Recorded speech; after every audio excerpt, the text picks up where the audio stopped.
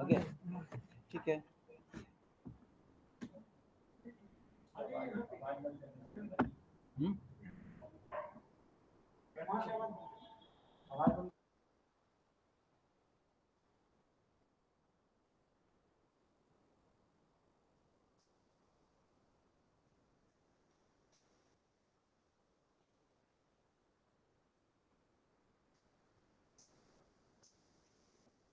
Not audible now.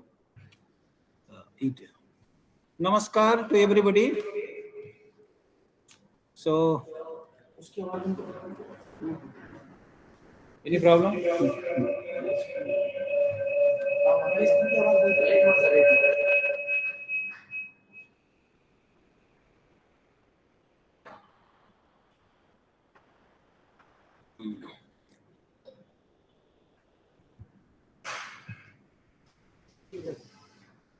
Okay. So, this month on 7th, we witnessed the sad demise of Professor J.N. Mohanty, who used to be a great scholar of Indian philosophy as well as Western philosophy. His works on Indian philosophy always motivate us, and in the same way, his works on phenomenology, on Husserl, and on other philosophies also motivate us. And today we are present here to pay our homage to this great soul who is not now with us, but his writings will be always there to guide our understanding, to motivate us, to inspire us, and also to give us some insights how to do comparative philosophy, how to explore the ideas which are not explored till now. So those are very important issues. And today we are present here. We have requested Professor Jane Mohanty's daughter, and hopefully she will be joining if she could not join till now. Let me see. And with us, Professor Arindam Chakravarti is there, who consented to deliver a talk on very important issue. His contributions how he contributed in Indian philosophy and also how he worked on the issue. So he is there. We have requested Professor Godavari Mishra and he consented to be here. He is also present here. We are witnessing Professor Paneer Selvam ji, Professor Tara Chatterjee ji, and also Professor Pradyot Kumar Mukhopadhyay sir is also there. He accepted our request. Professor R.C. Pradhan, Professor Godavari Mishra, Professor D.N. Tiwari, Professor Jatasankar ji, and many scholars are present and with us. Now we are having, and also Professor Shrikala Nayyar is there, Professor J.M. Dave, and with us now B.K. Agrawal sir is there sitting beside me.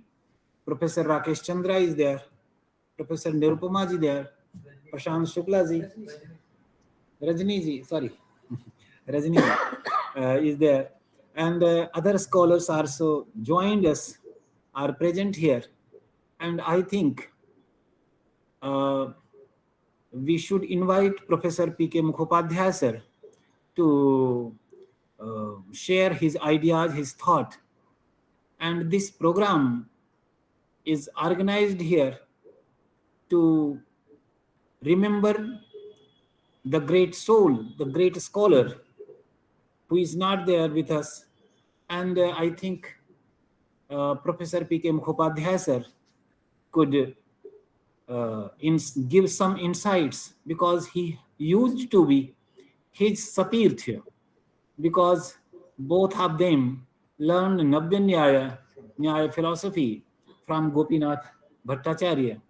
So I request Professor P.K. Mukhopadhyay sir to share his thoughts. Sir. Thank you, Godavari Mishra. Sorry, thank you, Satchidananda. It's a moment of both utter sadness and glory when we are meeting.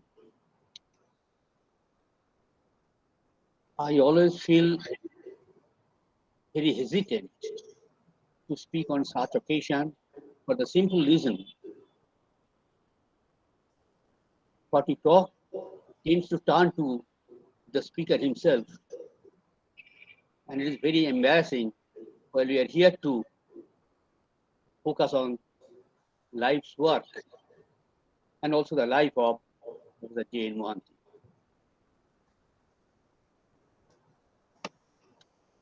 I will say only three things about Professor J.N. Mohanty.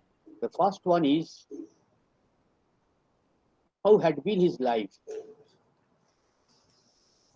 It is not easy for anyone to estimate one's life except he himself.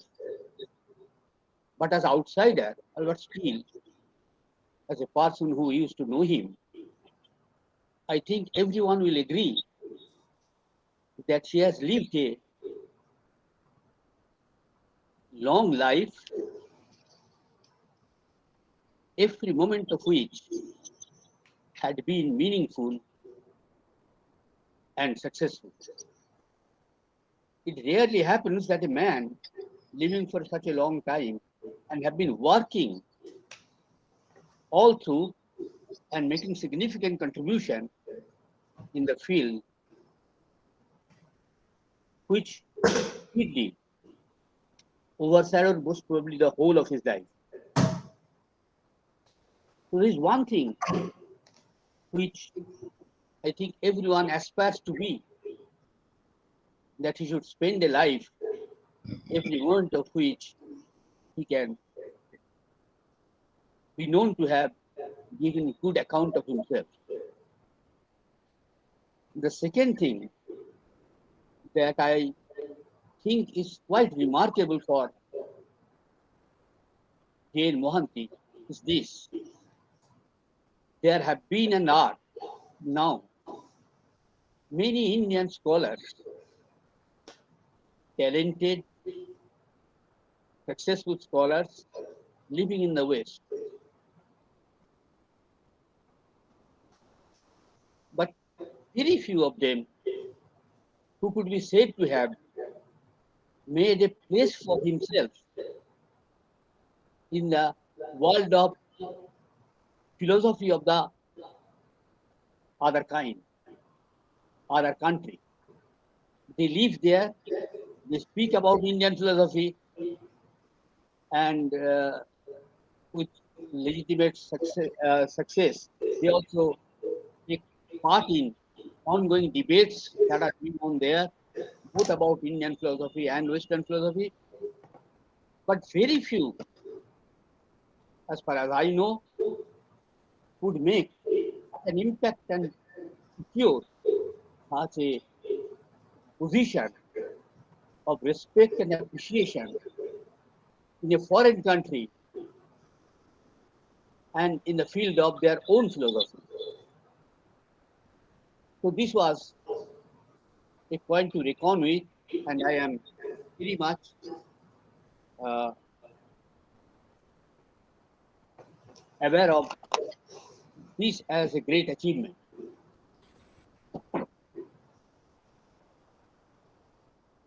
For it is very difficult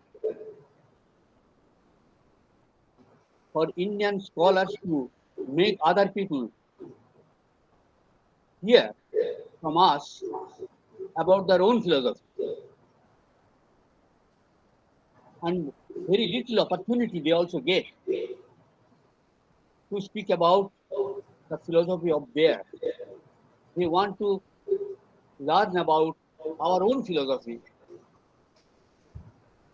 So, in this respect, Mr. Mohanty has been a unique personality who established himself as a great scholar in the field of phenomenology, which was known to be basically a continental origin.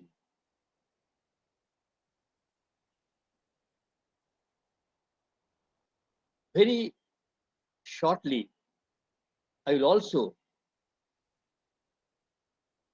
remember two or three things about Mohanty's contribution, which is also, in my opinion, quite extraordinary. One was the exchange of Professor Mohanty with Navjyoti Singh, none of which are there anymore, which were published also in the JICPR. The exchanges are eye-opener for us in the sense to assess the type of personality Professor Mohanty was. He was completely devoid of any ego, in spite of his great scholarship, in spite of his great recognition that he got. He was completely egoless. But at the same time, he was honest enough to enter into debate and also about discussion on every possible issue where his intervention was expected. An example is this.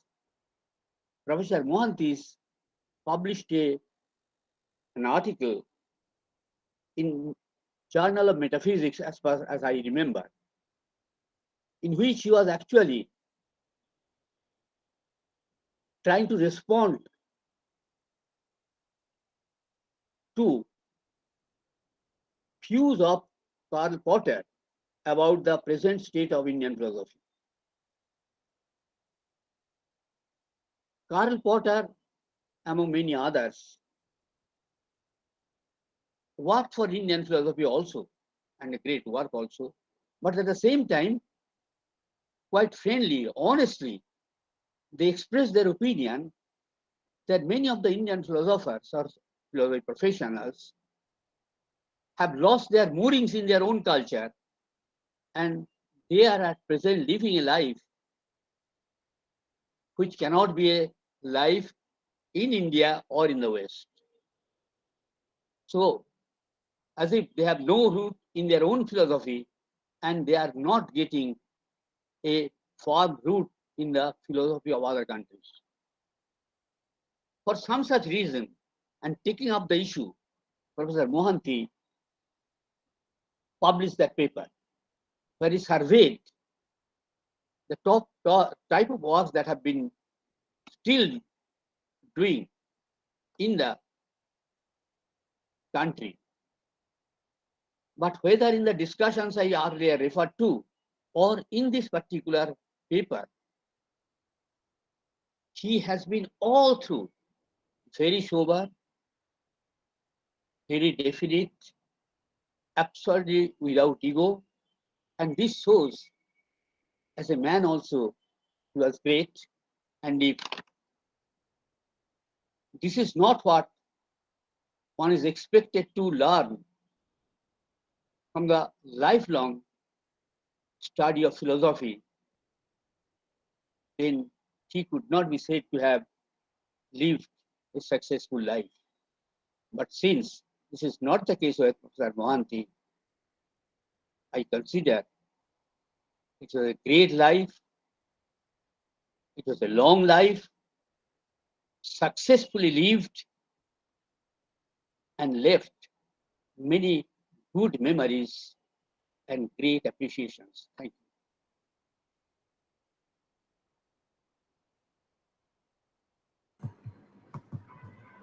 Thank you very much, sir. Now, I would like to request Professor Arindam Chakravarti ji to deliver his talk. Am I audible? You are.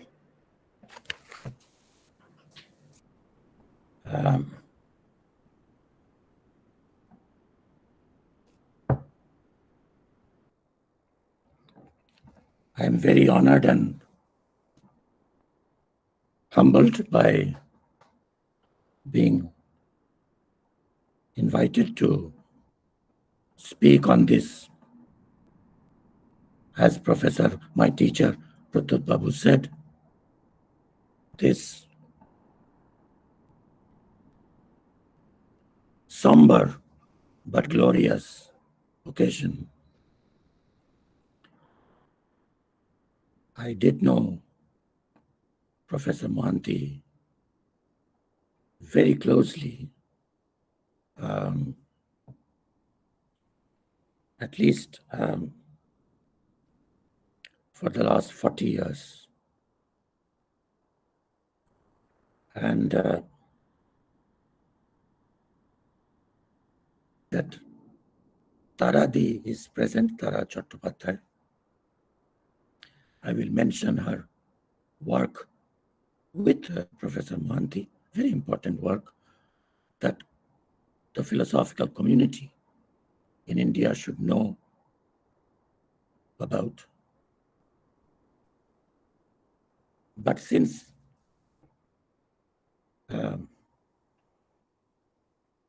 this is dominated by two Mishras, Sachidananda and Godavarish, I will start with a Mangalacharan of another Mishra called Vachaspati Mishra in the Bhamati. Anirvachya Vidya Dvitaya Sachivasya Prabhavato Vivartayasyaite Vyad Anila Tejo Abanaya Yataschabhut Vishwam Charam Acharam Uchavachamidam Namamastad Brahma Aparimita Sukhagyanam Amritam. Professor Mohanty was trained in three distinct traditions or styles of philosophy, which do not even now speak freely with each other. And he not only was trained in all three of them, I would like to make a big, tall claim that he used his facility of an immersion in the third tradition, the Indian tradition, to bridge a huge gaping gap between the other two traditions in the West. And I think in the next 25 years or 3 decades, people will gradually realize that unless Professor Mohanty immersed himself, rooted himself in Indian philosophy, he could not have bridged the gap between Husserl and Frege, between continental philosophy, starting from Kant, Hegel, Brentano, Roman Ingarden, Husserl, and Heidegger, on the one hand, of which he was an expert, and analytic philosophy, which was grandfathered by Frege and fathered by Russell, Moore, and Wittgenstein. And I grew up in that second Western tradition. My teachers were both squarely analytical philosophers, not just Peter Strawson and Michael Dummett, but also Pranab Kumar Sen, who was squarely expert in only one tradition, and of course, was the best of all possible teachers. But I was proudly, for most of my life, until I saw and started reading Mohanty's work, I very proudly used to say, I wouldn't touch Husserl and Heidegger with a pole. I stayed away from them. I called them woolly philosophers, not clear, not analytical, not clearly argumentative. But Professor Mohanty took 3 periods of his life, some of them overlapping, training himself. First, I think his first book was on Nikolai Hartmann, and then, of course, in Göttingen, he studied, and for the rest of his life, till the last day of his life, he worked on Husserl. He was one of the keepers of the Husserl archive. And as late as 2020, I had the clear experience, even inside America, which is English speaking, how much the Husserl, Heidegger, Hegel tradition in a university called Stony Brook, which does this, a very famous phenomenologist, even now teaches there, called Ed Casey. And I befriended the recent greatest phenomenologist called Dan Zahavi, much younger than me actually. And how much they just shun this entire thing. Frege, Russell, Moore, Wittgenstein, Quine, Carnap, Strawson, Austin. The greats know each other. But the rift between continental and analytic is like insuperable, unbridgeable in America, even now. In Oxford, when I was studying, except one man called Alan Montefiore, nobody did any continental philosophy. Everybody did analytic philosophy. So when Professor Mohanty came, of course, he came at the invitation of another great philosopher. But I have to say this, unlike Professor Mohanty, who was an expert in three things: continental philosophy, phenomenology roughly, analytic philosophy, and not just Advaita Vedanta, but all Indian philosophical schools. And he had the best of pedigrees, pedagogical pedigrees. He was trained, I'm coming to that. But my claim is that it was possible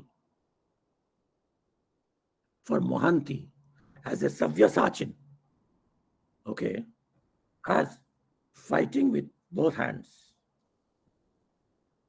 and being critical of Husserl.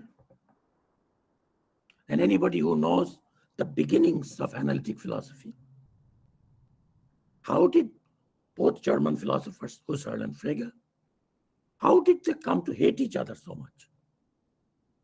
Husserl considers himself to be a logician. His book was called Logical Investigations. But Frege wrote an absolutely devastating, searing, burning, incinerating review of that book and put up this abusive word called psychologism. That all of phenomenology is just doing psychology. It has no place in objective, scientific, analytical thinking. Since then, Husserl himself defended himself against psychologism. I learned this history from Mohanty, from the lion's, own mouth, from his own. He explained to me, because he finally wrote a great book called Frege and Husserl. And while he was in All Souls College, he persuaded the most staunch Frege scholar and an admirer, unlike most people in Oxford, an admirer of Quine and Wittgenstein, Michael Dummett. He convinced him day after day, over lunch, over coffee, that Dummett has to pay attention to the phenomenologists. And Dummett wrote another book on the history of analytic philosophy, where he showed the contribution of Husserl and Brentano to analytic philosophy. So this was the work actually done by Mohanty to bridge a big fight, like there is a Kuru Pandava war in Western philosophy, which is bugging Western philosophy. We have some exceptions. John McDowell, when he came to America, he listened to Mohanty and he started reading Hegel. And nowadays, sometimes, about intersubjectivity and all, he talks about Hegel. But we grew up in our undergraduate days reading Mohanty's book, not on Frege, not on Husserl, but on an excellent 30-page introduction to his edition of Hume's Inquiries. So, the backbone of philosophy, and I would say this everywhere, in American universities, in British universities, in continental universities, the backbone of Western philosophy, if anybody is doing philosophy in English language and not in Sanskrit, and they are teaching in philosophy departments, they have no business not to know very well 7 philosophers. And Mohanty absolutely immersed himself. He lived all those 7 philosophers. And they are Locke, Berkeley, Hume, Descartes, Spinoza, Leibniz, and Kant, the modern philosophers. And what is a pity in Indian philosophy and the philosophy scene in India is that, unlike the time when Professor Mukhopadhyay was trained by Gopinath Bhattacharya, when we were trained by Ashok Ganguly, another student of Gopinath Bhattacharya in Kant. And we were all told this. I learned this not in America, not in Oxford, but in Calcutta. That if you don't know your empiricists, your rationalists, and Kant, you have no business doing philosophy in English. However much you may know philosophy of Gandhi and philosophy of Ambedkar and philosophy of Aurobindo and philosophy of Vivekananda. Even Vivekananda himself will not approve of you doing philosophy in English. Do it in Sanskrit, that's fine. So, Professor Mohanty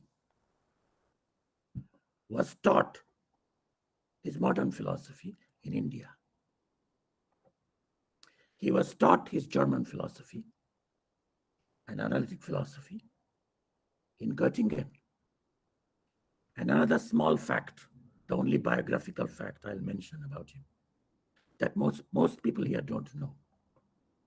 He took lots and lots of classes as a PhD student in philosophy of physics, and he was an expert in quantum physics and its mathematical issues.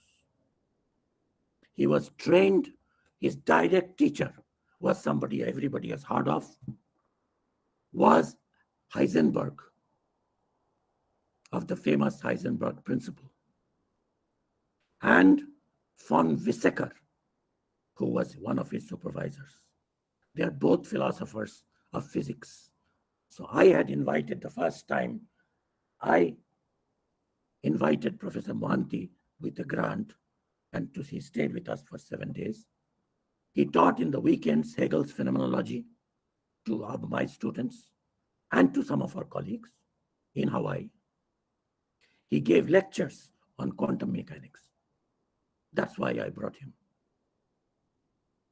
Not on Nyaya, not on Vedanta. But he talked to us about that. So, about Nyaya and Advaita and Indian philosophy, I want to mention a philosophically important fact about learning from two traditions. Okay, Bhartrihari's advice at the end of Brahmakanda is, you cannot have a healthy philosophical imagination unless you learn from teachers who disagree with each other. Bhartrihari says this at the end of Brahmakanda. He says, Prajna vivekam labhate bhinnairagama darshanai kiyadva satyam unnetum swatarkam anudhavata. If you just do your own tradition, I am a Nayayika, I will only defend Nyaya, and I wouldn't know the other side properly. Kumarila's knowledge of Dingnaga is unparalleled. Apohabada. Vachaspati's knowledge of Dharmakirti, very few Buddhist commentators can match. Just for a reference, just look under the sutra. Jatyakriti Vyaktaya Padartha. That one sutra, which is about philosophy of language.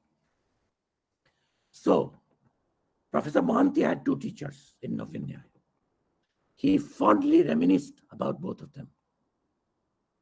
And most of you who are ambitious, who had to say, how can I learn? I don't have time. I have to get a job. Mohanty was not born in lap of luxury. He was a boy from Odisha who studied in Calcutta. But he was very proud of his undergraduate training in Ravenshaw College in Cuttack. But he took the advice of his teacher, Kalidas Bhattacharya. And before jumping onto a teaching position, or maybe a couple of years after, he took leave. And for 3 years, he sat in the tall, traditional Chatushpati section of Sanskrit College and learned from two teachers, one of whom, Mahamahopadhyaya Yogendranath Sankhya Vedanta Tirtha, Yogendranath Bhagchi. Godavarish knows him very well because he wrote Anadvaita Siddhi, the Balabodhini Tika. He mentions Professor Mohanty in a book that he wrote about his students. Only Indian Pandits do that. Not students giving tributes to their teachers, teacher giving tribute to their students. He starts with Sitanath Goswami and he calls this little book called Vidya Vangsha, my intellectual family tree. And he mentions Jitendranath Mohanty as one of his dearest students. Advaita Vedanta. He learned his Advaita Vedanta from Yogendranath Bhagchi. And he learned his Navya Nyaya from Ananta Tarka Tirtha, a very radical Pandit who would fight with all the other traditional Pandits because he would disagree. He was like a new Raghunath Shiromani. He would disagree. And Professor Mohanty, at his request, at the request of Ananta Tarka Tirtha, started teaching his teacher, and Gopinath Bhattacharya also, Ananta Tarka Tirtha wanted. Gopinath Bhattacharya and Jiten Mohanty together introduced Ananta Tarka Tirtha in Navya Nyayika with Aristotle. He wanted to read Aristotle. All the stereotypes we have of westernized people being open-minded and the Pandits being close-minded should be shattered. Professor Mohanty was himself a victim of the closed-mindedness of the American academia. I was absolutely devastated to see that for the kind of acknowledgement and recognition that Pradhyut Babu was legitimately praising for Mohanty, he had to pay this price. In the Philosopher's Index, published every year of all the philosophers for 20 years, every year Mohanty's name and his specialization will come out, and there will be no mention of Indian philosophy, ever. Because to mention Indian philosophy as one of your specializations in the American academia is the kiss of death. You will be considered a great Indian philosopher, but not as a philosopher. So Mohanty knew better. So he was always listed as a specialist on metaphysics, epistemology, phenomenology, and continental philosophy, and Kant studies. But I would recommend that Professor Mohanty's best book is this book. It's called Reason and Tradition in Indian Thought. And another book which fuses all three kinds of philosophy with Kant, Kant's ethics, and with Bhagavad Gita, and with analytic ethics, is a series of lectures that Professor Mohanty delivered in Jadavpur, and that was called Theory and Practice. Beautiful small book that I think should be a must read in all undergraduate courses in the third year, in all philosophy courses in India. Theory and Practice.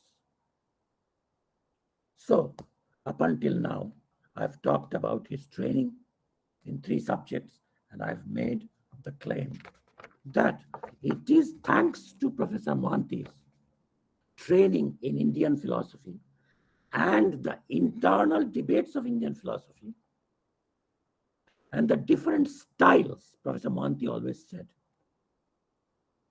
why do people feel uncomfortable if their training, if your training is in Russell Frege Quine? Why do they feel uncomfortable reading Husserl or reading Plotinus or reading contemplative philosophy or phenomenology?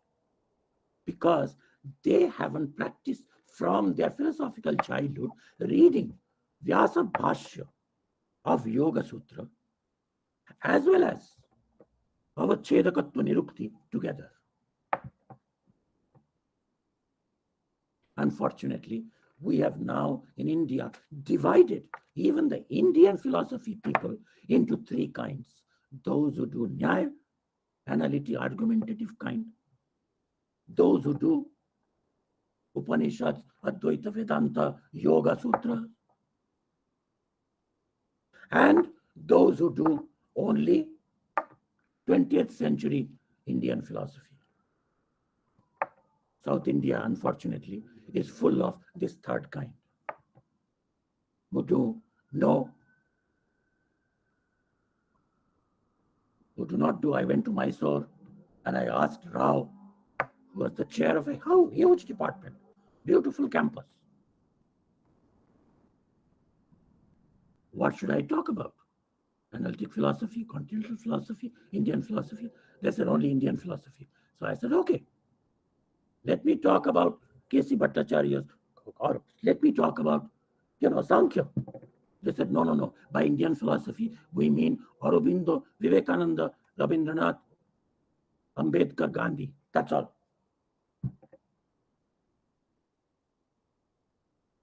That's a very sad state of affairs. Okay. And I hope Sachidananda Mishra and the ICPR will do something to remedy this. Now coming to contributions. Did Mohanty make an original contribution to Western philosophy? Yes, he did. And that contribution came from Indian philosophy. And that was, you can find it in around pages 88 to 85, 86 of his Reason and Tradition in Indian Philosophy book. But it's a contribution to theory of meaning. He came up with a notion called quasi-zin, quasi-sin. Zin means sense, S-I-N-N, S-I-N-N. Frege's paper was called Über Sinn und Bedeutung, on sense and reference. So Sinn is sense, as distinct from reference. Very roughly, not quite accurately, sense is like the pravritti nimitta mode of presentation, and reference is the object or the artha, the vachya, that is denotative. So that was his contribution to Western philosophy, quite a fundamental change. To Indian philosophy, and Godabarish ji, I hope you are here, and Taradi knows this. What a radical suggestion, informed by Western philosophy, but making an intervention in the heart of Advaita Vedanta theory of self-awareness or theory of cognition. There is a famous statement. The controversy is that is the self, vijnataram eva kena vijaniyat, is the self ever an object? Now Shankara has started the paradox, because although the self is said to be avishaya, but in the Adhyasa Bhashya, Sachidananda knows, he says, nahi ekantena avishaya. It is not a non-object. But then Mohanty picks up a sentence from Vivarana, which is studied with Yogendranath, which says, every entity in the world is the object of witness consciousness, either as known or as unknown. So Mohanty cashes out this earth-shaking concept, not only of object of knowledge, but object of ignorance. But not only that, of course, the notion of object of ignorance is by itself revolutionary. When we ask, and it starts in Western philosophy, then it drops out. It starts in Plato's Meno. Because in that dialogue, Socrates asks the slave boy, okay, you don't know this. What is it that you don't know? And he has to specify the object that he is ignorant of. But Vivarana says everything is either as known or as unknown. An object, sarvam vastu jñātataya ajñātataya va sakshi chaitanyasa vishaya eva. Mohanty makes a change. He changes the va into a cha, and. Because he says that everything which is an object of Vrittigyana, of intentional cognition, is also partly unknown. It is like all of you are seeing my hand. It is an object of perception. But it is an objective object because you are not seeing the back of it. An object becomes rounded object when it is partly perceived and partly unperceived, partly known, partly unknown. Like Professor Mohanty's life. We will know a lot about it. There will be a lot that we will never know. Before I end with two very tiny personal episodes which are very sweet and still moistens my eyes when I think about it. But of course, my teacher, Pradyot Mukhopadhyay, gave everybody a warning that don't convert your personal memories into a talk about you, yourself, me, rather than Professor Mohanty. So I will be very brief there. But before I do that, I want to say something other than Professor Mohanty's greatness, his syncretism between continental and analytic made possible by his Indian philosophy, and his training in Nyaya, Vedanta, continental philosophy, and analytic philosophy, and his contribution to Vivarana Prasthana, Advaita Vedanta, as well as to Western philosophy.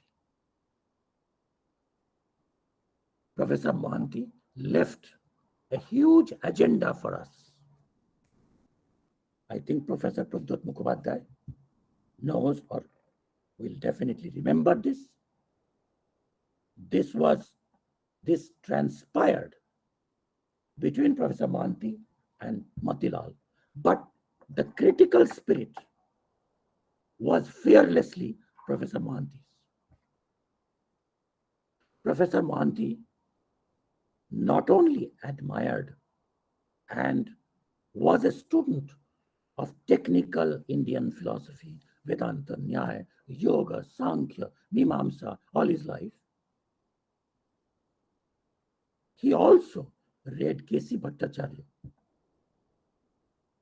as a unique interpreter of Kant. And this is where we must mention Taradi, because towards the end of his life, there was a Bengali, and this is something ICPR should undertake in many, many vernacular languages, in Marathi, in Hindi, in Tamil, in Telugu, and definitely in Bengali. You will find great works which nobody reads because they are not translated into English. Such a work was K.C. Bhattacharya's extremely difficult, almost like Sanskrit, work called Kant Darshaner Tatparja. It was significance and interpretation of the philosophy of Kant in Bengali. Professor Mohanty and Tara Chatterjee together translated that into English, and it came out from Oxford University Press, I think. This is a book in English with a long introduction by Professor Mohanty and translated by Tara Chatterjee and corrected by Professor Mohanty. And this shows that, but apart from this, he was critical of some lacuna in Indian philosophy.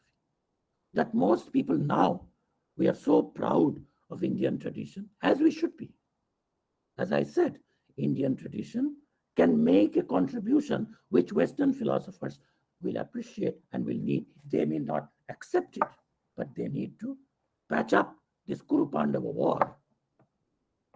And Indian philosophy can make that contribution between contemplative, inward phenomenology and between outward and analytical linguistic philosophy of the analytical kind. Indian philosophy can make that bridge. I agree. But Professor Mohanty taught me that there are 5 absolutely central themes of Western philosophy, and none of them you find any trace of in Indian philosophy, all of Indian philosophy. So forget about making comparative. You'll say, oh, this Leibniz's idea, it is there in Yoga Vasishta of different monads and multiple worlds. You cannot find this according to Professor Mohanty. And after that, with the first one, there was some response. This was a provocation. Dayakrishna tried to revive that.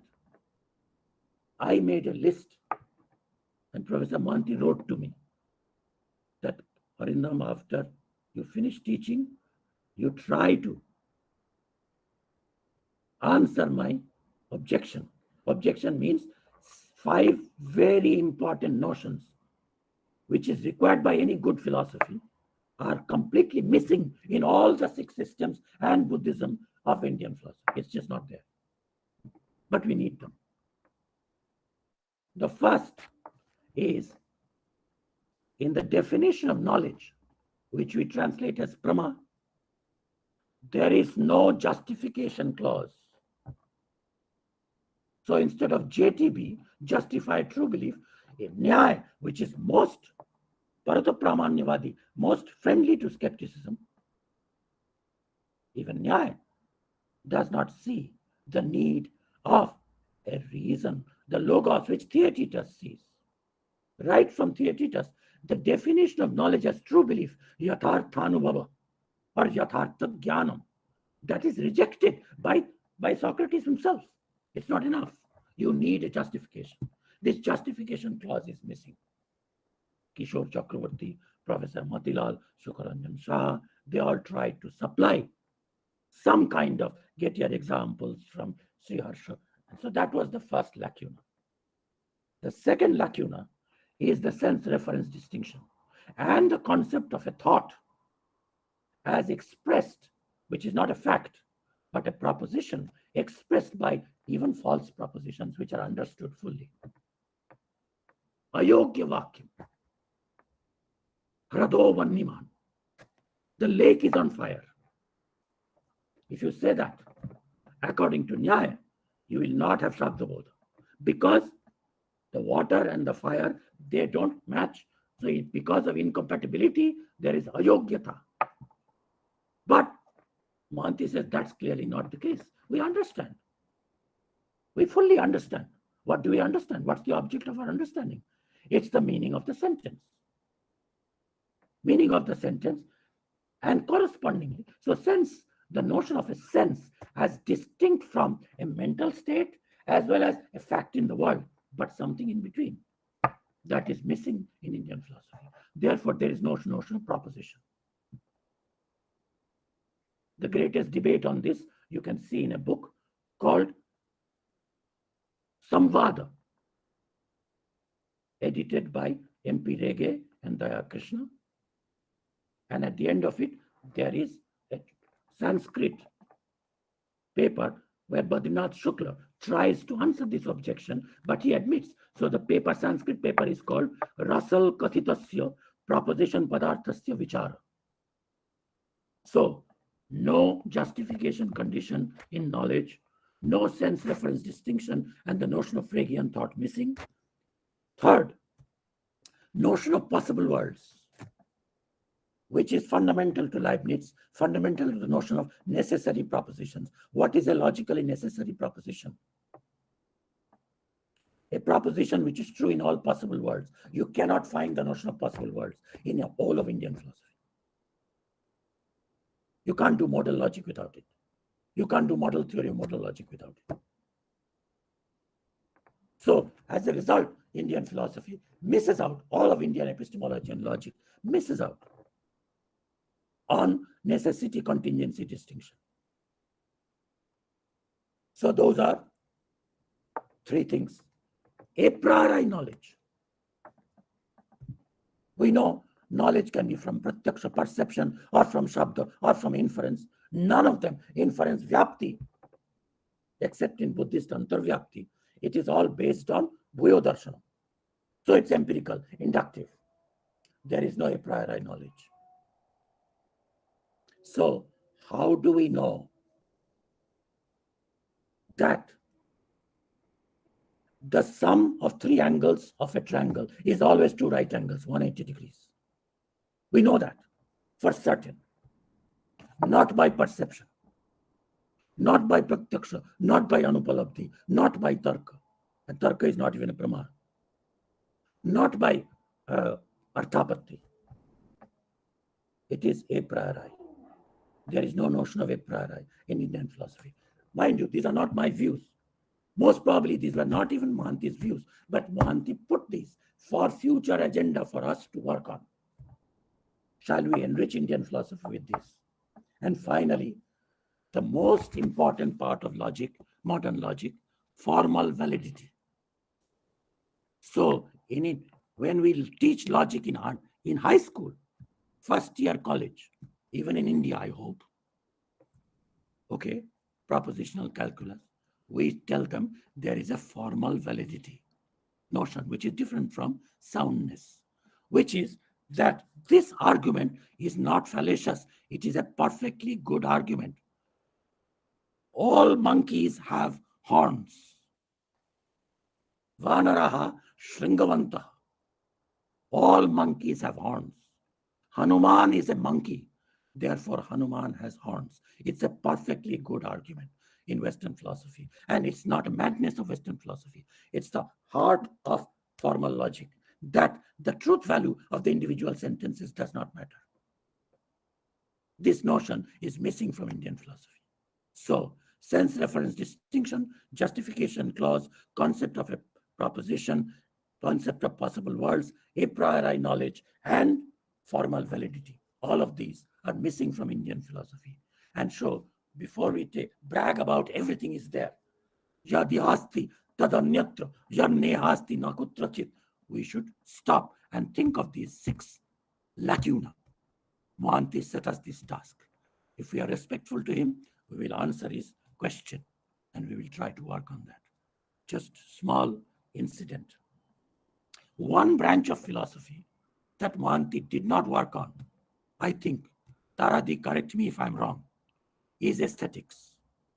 He never worked on aesthetics. Professor Motilal did. Professor Motilal was capable of and taught Dhanyaloka. Professor Mohanty also read K.C. Bhattacharya, for whom aesthetics was very important. And of course, Professor Mohanty knew Kant's third critique of judgment inside out. But Professor Mohanty never wrote or spoke or taught aesthetics as far as I know. Maybe when he taught Hegel, Hegel has a big aesthetics part, he might have taught it. But I found out, as a big surprise, on a very unique occasion in my life, how deeply appreciative, not only of music, but of devotional music,